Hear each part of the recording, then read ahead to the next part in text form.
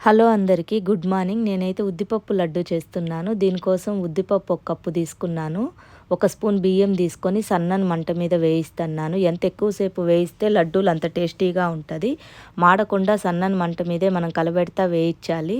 నేనైతే దీంట్లోనే ఏలక్కాయలు కూడా ఒక 4 యాడ్ చేసేసాను.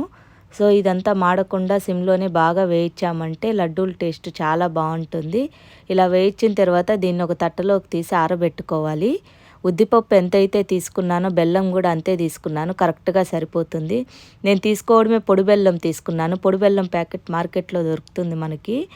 సో నేను ఒక కప్పు ఉద్దిపప్పుకి ఒక కప్పు బెల్లం తీసుకున్నాను. ఇంకా ఆరిపోయిన ఉద్దిపప్పుని మిక్సీ పట్టించి పక్కన పెట్టుకోవాలి. ఉద్దిపప్పు మాత్రమే మిక్సీ పట్టించాను. కొంచెం బరగ్గానే మిక్సీ పట్టించాను. ఇంకా ఉద్దిపప్పు మొత్తం మిక్సీ పట్టించేసిన తర్వాత ఒక ప్లేట్లోకి తీసుకొని ఆ తర్వాత మళ్ళీ మిక్సీ జార్లోకి కొంచెం ఉద్దిపప్పు కొంచెం బెల్లం తీసుకొని మిక్సీ పట్టించి ఆ విధంగా ఉన్న ఉద్దిపప్పు బెల్లాన్ని అంతా కొంచెం కొంచెంగా తీసి మిక్సీ పట్టించాను. ఒకేసారి అయితే మిక్సీ పట్టించాను. అలా చేస్తే లడ్డూలు సరిగ్గా రావు టేస్టు. ఇలా చేయడం వల్ల మనకి నెయ్యి కూడా కొంచెం తక్కువే పడుతుంది. ఉద్దిపప్పు బెల్లం కొంచెం కొంచెంగా తీసుకొని మిక్సీ పట్టించి ఒక వెడల్పాటి పాత్రలోకి తీసుకొని ఇంకా లడ్డూలు చేసుకోవడమే నెయ్యి కలిపి. ఉద్దిపప్పుతో అయితే చాలా హెల్త్ బెనిఫిట్స్ ఉంది. దీనివల్ల మన జీర్ణక్రియ మెరుగుపడుతుంది, మన చర్మ ఆరోగ్యం మెరుగుపడుతుంది, మన హెయిర్ గ్రోత్ బాగుంటుంది. దీంట్లో B1, B3 విటమిన్స్ ఉంది. ఇంకా చాలా హెల్త్ బెనిఫిట్స్ అయితే ఉంది. ఆడవాళ్ళకైతే ఉద్దిపప్పు చాలా మంచిది.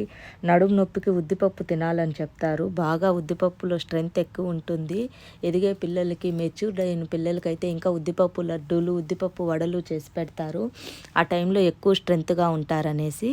సో ఉద్దిపప్పు అయితే ఆడవాళ్ళకి చాలా ముఖ్యం. మనం ఇడ్లీ దోశల్లో తీసుకుంటాం కాలు భాగమే. ఇలాగ లడ్డూలు చేసుకోవడం వల్ల రోజుకొకటి తిన్నా కూడా మన బాడీకి కావాల్సిన శక్తి దొరుకుతుంది. ఇంకా కాల్షియం, మెగ్నీషియం, ఐరన్ కూడా ఎక్కువగానే ఉంది ఉద్దిపప్పులో. దీంట్లో ఉండే చాలా హెల్త్ బెనిఫిట్స్ అయితే మనకి చాలా యూజ్ అవుతుంది. ఫైబర్ కూడా ఎక్కువ ఉంది ఉద్దిపప్పులో. సో ఎంతసేపు మనం ఇడ్లీ దోశల్లోనే తింటాము. ఇలా చేసుకున్నామంటే అందరూ తింటారు కదా ఇంట్లో. డయాబెటీస్కి కూడా మంచిది.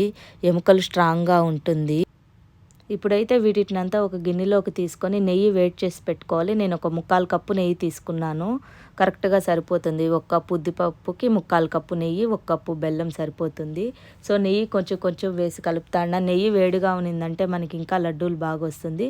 కొంచెం కొంచెంగా వేసి కొంచెం పిండిని బలంగా కలిపినట్టు బాగా పిసికామంటే లడ్డూలు బాగా వస్తుంది. సో నెయ్యి బాగా వేసి కలుపుకున్న తర్వాత ఇంకా లడ్డూలు చేసుకునేయడమే.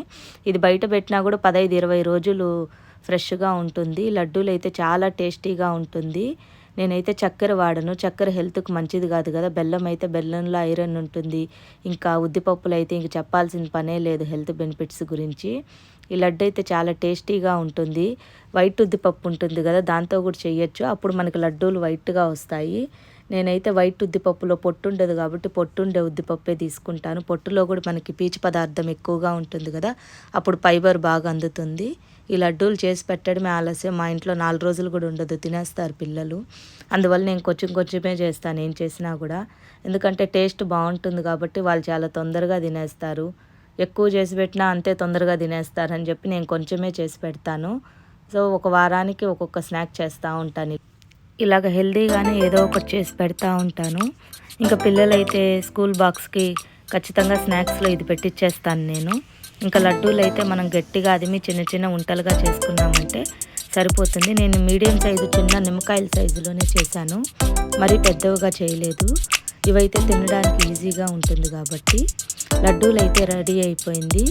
నా వీడియో మీకు నచ్చిందంటే please like, share, subscribe. Thank you for watching.